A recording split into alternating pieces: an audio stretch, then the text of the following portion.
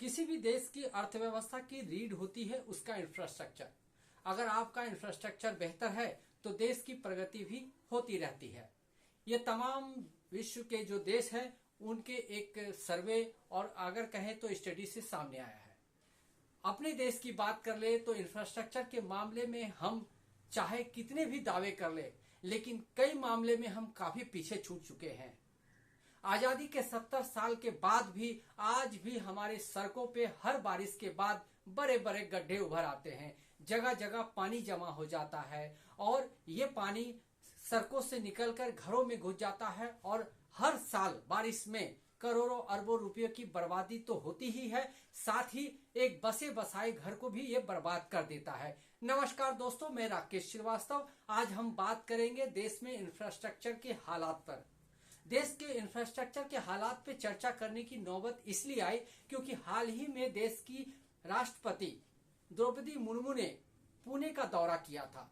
इस दौरे के दौरान उन्होंने यहाँ की सड़कों को देखने के बाद और सड़कों से उनकी जब कार गुजरी और उसकी वजह से वो जो कार्यक्रम में पहुंची, जो तकलीफ झेली, वो वहां के राष्ट्रपति कार्यालय की तरफ से बाद में पुलिस कमिश्नर को एक मेल आया और इस मेल में जो पुणे की सड़कें हैं उसमें जो खड्डे पड़े हुए हैं, जो परेशानी है, उसे लेकर जिक्र किया गया और सूचित भी किया गया कि इसमें जल्द से जल्द बदलाव किया जाए। इसके बाद पुलिस प्रशासन हरकत में आई और उसने मनपा प्रशासन को एक पत्र लिखकर तमाम जो सड़कों में गड्ढे हैं और जो भी परेशानी है उसका हल करने के लिए कहा है।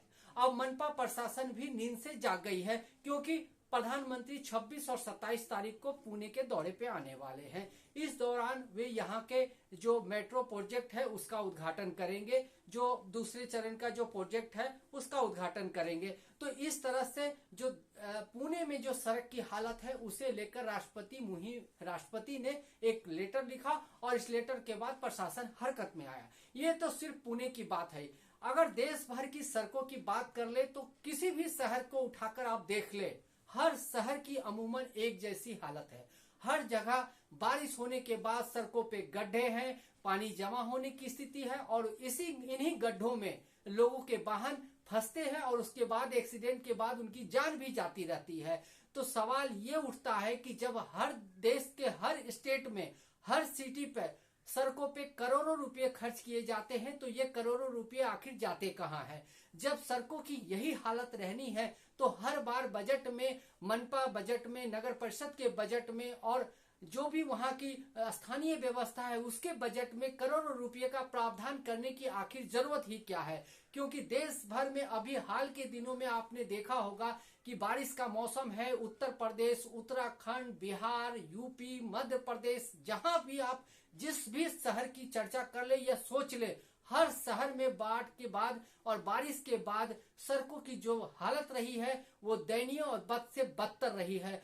सवाल ये उठ रहा है, अरबों रुपए खर्च करने के बाद भी हम उसी इंफ्रास्ट्रक्चर, उसी सड़क की स्थिति को लेकर आज भी रोना रो रहे हैं। आज भी उसके लिए टेंडर पास होते हैं और अगले 3-4 महीने के बाद सड़क फिर से उसी स्थिति में पहुंच जाती है।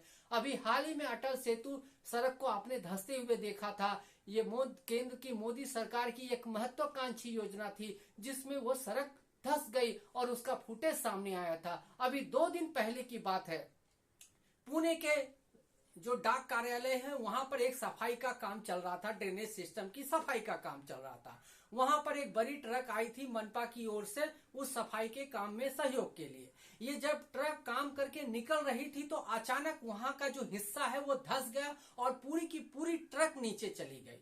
समझ लीजिए कि पूरी ट्रक जो है वो अंदर चली गई। कहा जाता है 40 फुट का गहरा गड्ढा बन गया अचानक से। अब समझ लीजिए कि हाल ही में गणेशोत्सव समाप्त हुआ है, हर जगह भीड़ भाड़ थी। अगर शहर में इस तरह की स्थिति है, सिर्फ ये आपको पोस्ट कार्यालय की बात है, अगर शहर में और भी जगह ऐसी स्थिति है और वहां पर जब लोग जमा हुए थे, भीड़ अगर इसी तरह से धंसती तो समझ लीजिए कितने लोगों की जान चली जाती।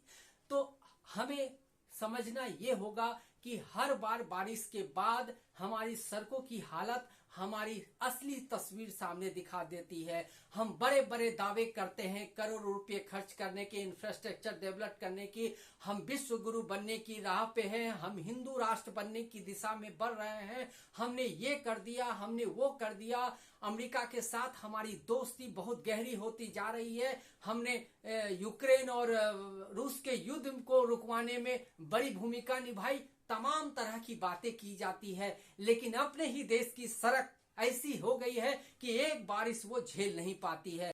तो ये तो हुई सड़कों की बात। अब हम जरा दूसरे सेक्टर की तरफ चलते हैं। रेल व्यवस्था का हाल ये है कि हर दिन नए नए साजिश के खुलासे हो रहे हैं। कभी रेल की पटरी पर पत्थर कोई नजर आता है, कभी रेल की पटरी पे कोई रोड पड़ा नजर आता है, और इसी तरह की साजिश की लगातार खबरें सामने आ रही है। सवाल ये उठ रहा है कि आखिर देश के नागरिक रेल से सफर कैसे करें, किस भरोसे से रेल का सफर करें। आप सड़क को लेकर बेहतर व्यवस्था नहीं कर पा रहे हैं, और पिछले 70 साल में रेल को लेकर ऐसी स्थिति कभी नहीं आई कि हर दिन नए नए मामले सामने आते हो। हाल के दिनों में लगातार एक्सीडेंट के मामले सामने आए हैं, और अब उसके बाद लगातार इस तरह की साजिश भी सामने आ रही है। तो सवाल ये उठता है कि आखिर रेलवे बोर्ड कर क्या रहा है, रेलवे प्रबंधन कर क्या रहा है, क्यों नहीं रेलवे जो लाइन है उसकी सही से मॉनिटरिंग हो रही है, क्यों नहीं ट्रेनों के आने जाने से पहले उसकी सही से जांच हो रही है, आखिर किसके भरोसे रेल व्यवस्था को छोड़ दिया गया है।